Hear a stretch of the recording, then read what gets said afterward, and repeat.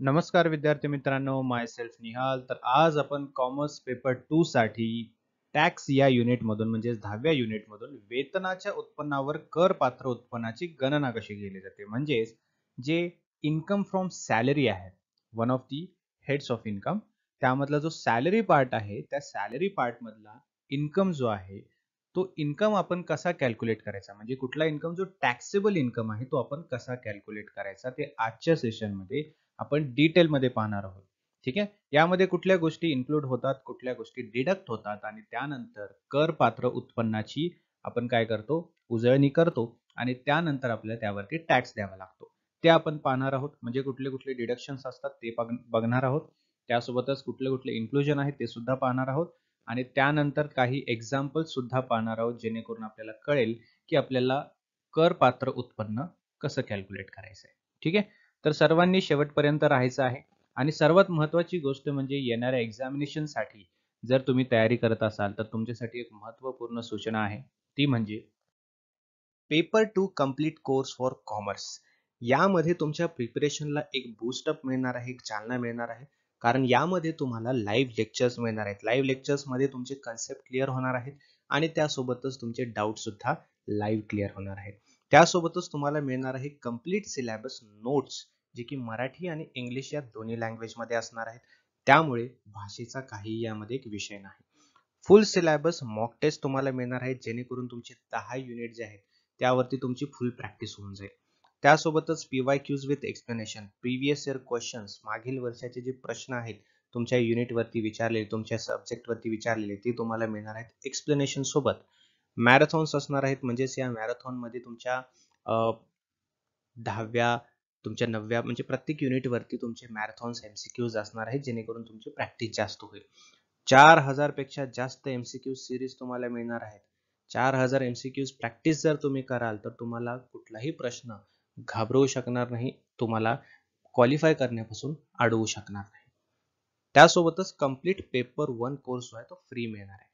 म्हणजेच पेपर 2 जर तुम्ही घ्याल तर तुम्हाला पेपर 1 त्यासोबत फ्री मिळणार आहे. म्हणजे तुमचं पेपर 1 आणि पेपर 2 दोन्हीची तयारी या एक्झामिनेशन मध्ये होऊन जाईल. फीस त्याची आहे 12,000, बट जर तुम्ही आत्ता जर लगेचच जॉईन कराल तर त्यामध्ये डिस्काउंट मिळेल तुम्हाला. 8,000 मध्ये पेपर 2 आणि पेपर 1 दोन्ही मिळणार आहे. लगेचच या नंबरवरती कॉन्टॅक्ट करायचा आहे. व्हॉट्सअप मेसेज किंवा व्हॉट्सअप कॉल करून या नंबरवरती तुम्ही काय करू शकता, हा कोर्स जॉईन करू शकता.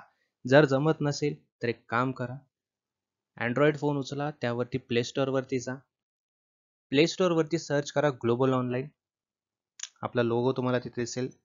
इन्स्टॉल करा ऍप्लिकेशन, ओपन करा. ओपन केल्यानंतर तुमचं ऍप्लिकेशन अशा प्रकारे दिसेल, है ना. ओपन केल्यानंतर तिथे तुम्हाला जायचं स्टोअर सेक्शन मध्ये. स्टोअर सेक्शन मध्ये इथे तुम्हाला सर्च करायचं आहे MH सेट पेपर 2 कॉमर्स. ठीक आहे. हा कोर्स तुम्हाला तिथे दिसून जाईल. क्लिक करायचंय. क्लिक केल्यानंतर असं तुम्हाला एक कंटेंट म्हणून तिथे ऑप्शन दिसेल. कंटेंट मध्ये जायचंय. कंटेंट मध्ये सर्व तुमच्या गोष्टी तुम्हाला मिळतील. Mock test, notes, recorded sessions, live session सुद्धा तुमचे तिथेच होतील. ठीक आहे. तर अशा प्रकारे तुम्ही ऍप्लिकेशनच्या थ्रू सुद्धा हा कोर्स जॉईन करू शकता. ठीक आहे. तर अजिबातच वेट करू नका, फटाफट जॉईन करा. तुम्हाला डिस्काउंट मध्ये हा कोर्स मिळून जाणार आहे, पेपर 2 आणि पेपर 1 दोन्ही सुद्धा. आलं लक्षात? चला तर सुरू करूया सेशनला. सर्वात आधी आपण पाहूया की आपल्याला उत्पन्नामध्ये म्हणजे सॅलरीमध्ये काय काय इन्क्लूड होतं. त्याला सॅलरी आपण कन्सिडर कोणत्या कोणत्या उत्पन्नाला करतो. अंडर सेक्शन 17 म्हणजे 17वा जो सेक्शन आहे त्याच्या अंतर्गत the act has mentioned the salary, the term salary which includes. ठीक आहे. कलम 17 मध्ये पगार हा शब्द जो समाविष्ट केलेला आहे याच्यामध्ये कुठल्या कुठल्या गोष्टींचा समावेश आहे, जसं की वेतन आहे. ठीक आहे. वेजेस आहेत, त्याला सुद्धा आपण सॅलरी मध्ये कन्सिडर करतो. म्हणजे या हेड मध्ये इन्कम ऑफ हेड जे आहे, हेड्स ऑफ इन्कम जे आहे त्यामध्ये सॅलरी हा जो एक पार्ट आहे त्यामध्ये वेतनाला सुद्धा कन्सिडर केलं जातं. ॲन्युइटी ऑर पेन्शन, कोणतेही निवृत्ती वेतन किंवा पेन्शनला सुद्धा आपण त्या सॅलरी मध्ये कन्सिडर करतो. ग्रॅच्युटी, ग्रॅच्युटी सुद्धा यामध्ये येते. त्यानंतर any charges, commissions, perquisites or benefits in lieu or notwithstanding any compensation or wages, म्हणजे कोणत्याही प्रकारचे शुल्क, कमिशन, लाभ आणि अनुदान जे मोबदल्याच्या किंवा वेतनाच्या जागी दिले जाते किंवा वेतनाशिवायही दिले जाते.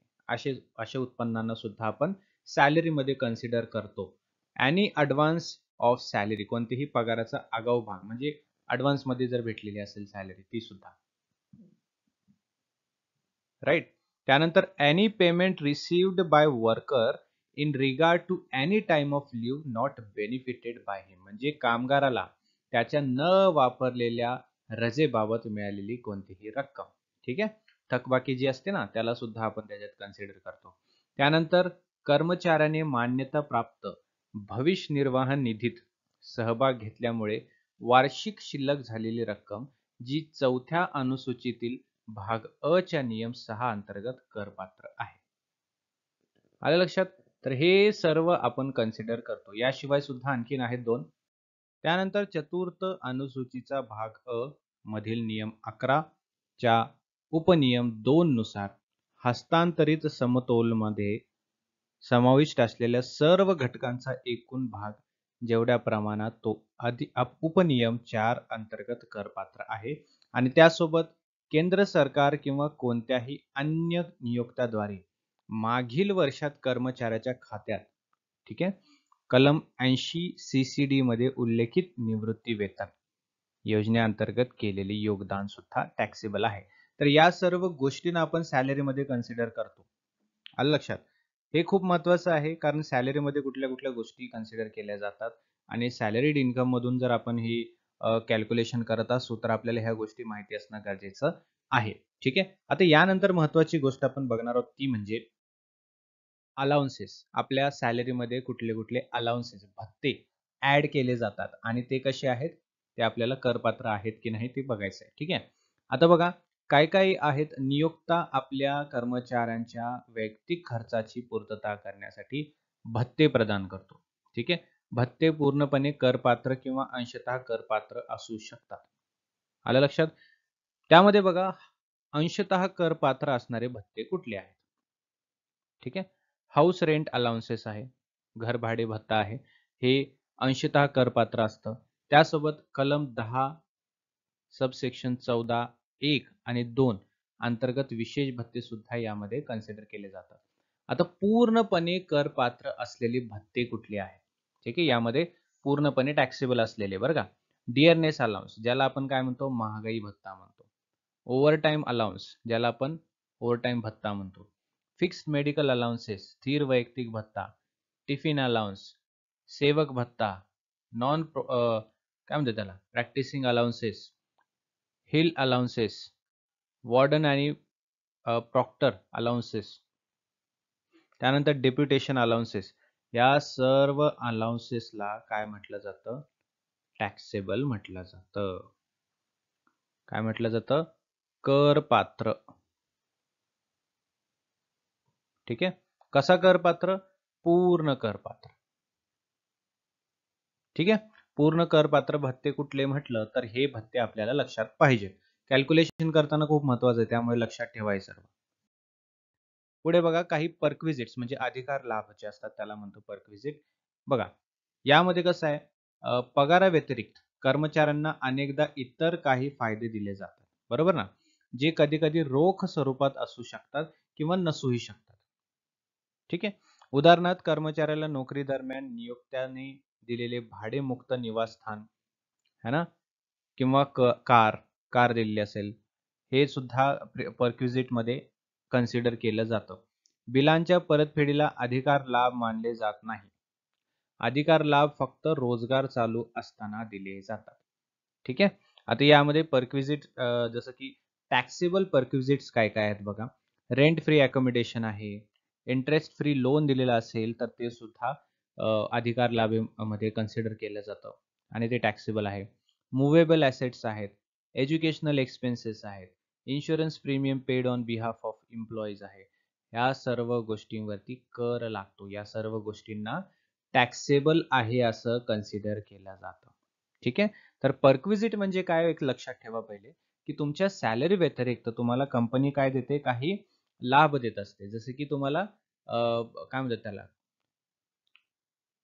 आपलं भाडेमुक्त निवासस्थान तुम्हाला दिलं जातं. त्यासोबत येण्या जाण्यासाठी कार प्रोव्हाइड केली जाते. हे तुमचे काय आहेत पर्क्विजिट्स आहेत. ठीक आहे. आता यामध्ये कुठले कुठले परक्विजिट्स जे आहेत ते टॅक्सेबल आहेत हे आपण पाहिलेलं आहे. हे लक्षात ठेवा बरं का, कॅल्क्युलेशन मध्ये कामाला येतं. करमुक्त परक्विजिट सुद्धा आहेत. यामध्ये जसं की medical benefit, leave travel concession, health insurance premium, car, laptop है ना, पर्सनल यूजसाठी दिलेलं असेल ते सुद्धा करमुक्त आहे. स्टाफ वेलफेअर स्कीम जर असेल ते सुद्धा करमुक्त आहे. ठीक आहे. आता सगळ्यात महत्त्वाचं, profits in lieu of salary. ठीक आहे. ज्याला मराठीत सुद्धा मी इथे ट्रान्सलेशन दिलेलं आहे. सेक्शन 17 सबसेक्शन 3 मध्ये gives comprehensive meaning of profits and lieu of salary. Any payment due or accrued to be paid to the employee by the employer.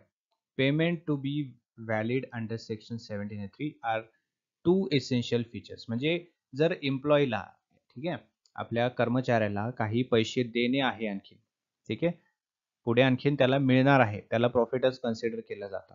There must be compensation received by an assessee from his employer or former employer. ठीक आहे. त्यानंतर it is received at or in connection with termination of his employment or adjustment of terms and conditions. ठीक आहे. काय म्हटले या ठिकाणी जेव्हा एम्प्लॉई असतो, ठीक आहे, एम्प्लॉई असतानाच्या वेळेस त्याला कंपन्सेशन मिळालेलं असेल ते सुद्धा आहे, किंवा त्याला कंपनी सोडताना किंवा टर्मिनेट करताना सुद्धा जर त्याला मिळालेलं असेल ते सुद्धा प्रॉफिट अँड लिव्ह आहे. ठीक आहे. बघा, profit and lieu of salary is taxable on due or receipt basis.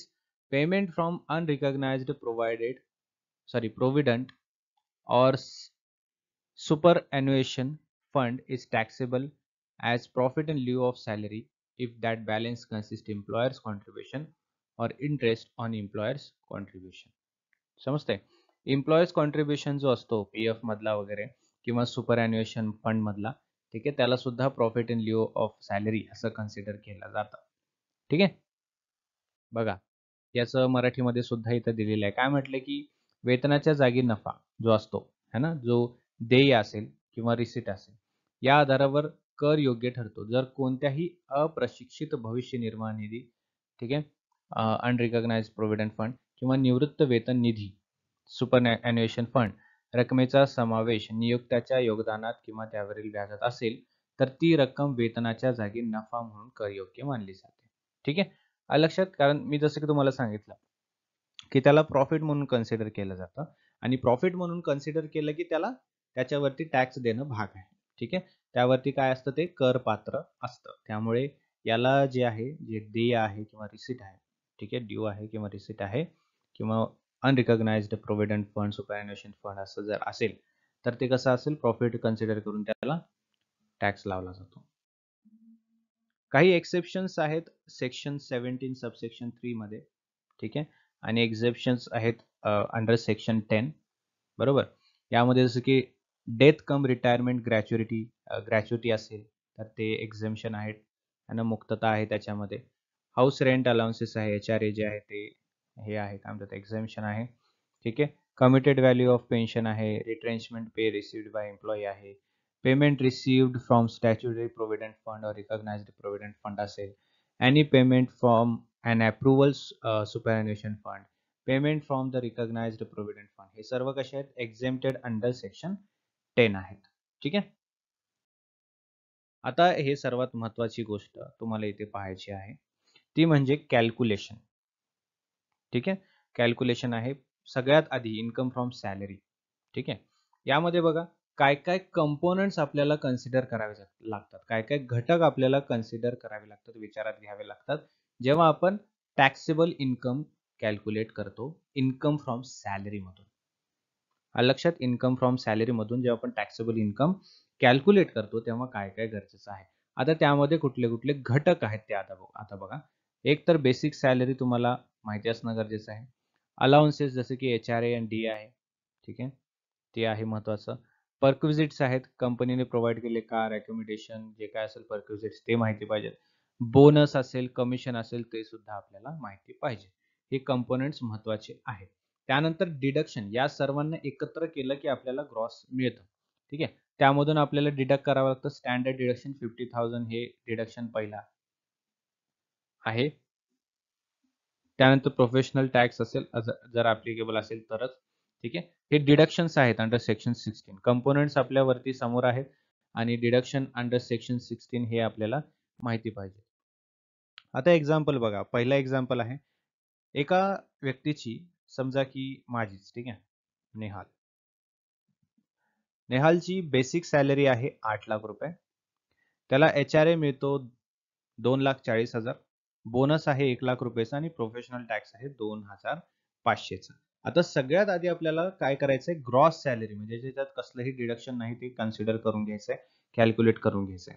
आता ग्रॉस सॅलरी मध्ये आपल्याला हे सर्व काय करायला लागेल, कॅल्क्युलेट करावं लागेल. जसं की 8,000 बेसिक सॅलरी आहे, 2,40,000 HRA आहे, बोनस आहे 1 लाखाचा आणि प्रोफेशनल टॅक्स मध्ये नाही येणार, हे 11,40,000 आपलं ग्रॉस सॅलरी झाली. ठीक आहे. आता त्याच्यामधून आपल्याला काय करावं लागेल, स्टँडर्ड डिडक्शन काढावं लागेल 50,000. ठीक आहे. 11,40,000 मधून 50,000 आपल्याला बाजू काढावे लागतील. ठीक आहे. त्यानंतर त्याच्यामधून परत 2,500 जो प्रोफेशनल टॅक्स आहे तो सुद्धा मायनस करावा लागेल. आलं लक्षात? तर स्टँडर्ड डिडक्शन आणि प्रोफेशनल टॅक्स हे दोन डिडक्ट केल्यानंतर आपल्याला टॅक्सेबल सॅलरी जी आहे ती मिळते 10,87,500. हे काय आहे, हे पूर्णपणे आपल्याला करपात्र आहे. आता 10 लाख म्हटलं की आपण कालचा टॅक्स स्लॅब पाहिला होता, है ना. 10 लाखापर्यंत किती टक्के आपल्याला टॅक्स द्यावा लागतो हे तुम्ही लास्टच्या सेशन मध्ये जाऊन टॅक्स स्लॅब्स पाहून मला सांगा. आता 10,87,000 आहे तर त्यावर किती टॅक्स आपल्याला भरावा लागेल टॅक्स स्लॅब नुसार. नवीन आणि जुनं दोन्ही सांगा मला. ठीक आहे. पुढे बघा, एक्झाम्पल, दुसरा एक्झाम्पल सुद्धा या ठिकाणी आपण घेतलेला आहे, है ना. यामध्ये आता दुसरं कोणाचं तर घेऊया. समजा फॉर एक्झाम्पल कुणाल आहे. ठीक आहे. कुणालची बेसिक सॅलरी आहे 8 लाख रुपये. ठीक आहे. कुणालची बेसिक सॅलरी किती आहे, 8 लाख रुपये त्याला बेसिक सॅलरी मिळते. हाऊस रेंट अलाउन्स त्याला मिळतो 3 लाख रुपये. ठीक आहे. HRA मिळतोय 3 लाख रुपये. अदर अलाउन्सेस मध्ये त्याला 1 लाख रुपये मिळून जातात सगळे मिक्स करून. त्यानंतर बोनस जो आहे तो 50,000 पर्यंत आहे. आलं लक्षात. रेंट जो आहे पेड रेंट आहे तो आहे 2,40,000 आणि प्रोफेशनल टॅक्स आहे 2,500 रुपये. ठीक आहे. आता सर्वात पहिलं काय करायचं आपल्याला, सर्वात पहिलं तर काढून घ्यायचं आपल्याला ग्रॉस प्रॉफिट. बरोबर. मग ग्रॉस प्रॉफिट मध्ये आपल्याला ऍड करावं लागेल बेसिक सॅलरी 8 लाख. ठीक आहे. Plus HRA 3 lakh, other allowances 1 lakh आणि बोनस 50,000. 8 लाख 3 लाख म्हणजे किती झाले, 11 लाख आणि एक 12 लाख आणि 50,000. 12,50,000 हे तुमचं काय झालं, टोटल सॅलरी,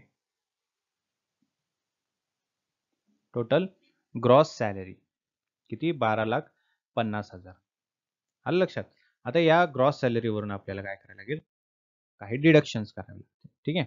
आता HRA exemptions, minimum of actual HRA किती आहे, 3 लाख रुपये. ठीक आहे. 50% of basic salary for metro cities 4 lakh. ठीक आहे.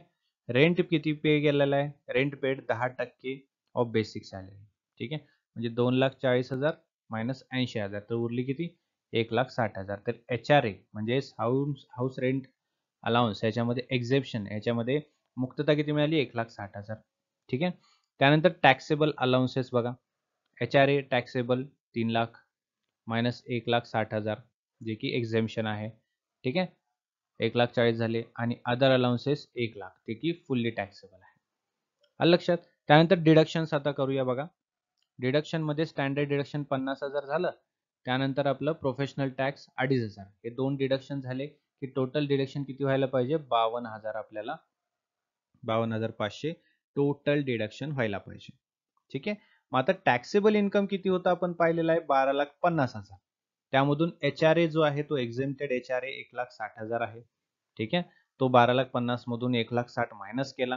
परत त्यामधून डिडक्शन्स करायचे, स्टँडर्ड डिडक्शन आणि प्रोफेशनल टॅक्स म्हणजे 52,500. तर टोटल टॅक्सेबल सॅलरी किती असणार मग, 10,37,500. समजलं का. तर आपल्याला सुरुवातीलाच पाहावं लागतं की सुरुवातीलाच आपण आता लेक्चरमध्ये सुद्धा पाहिलं की अलाउन्सेस कुठले असतात, टॅक्सेबल अलाउन्सेस कुठले असतात, है ना.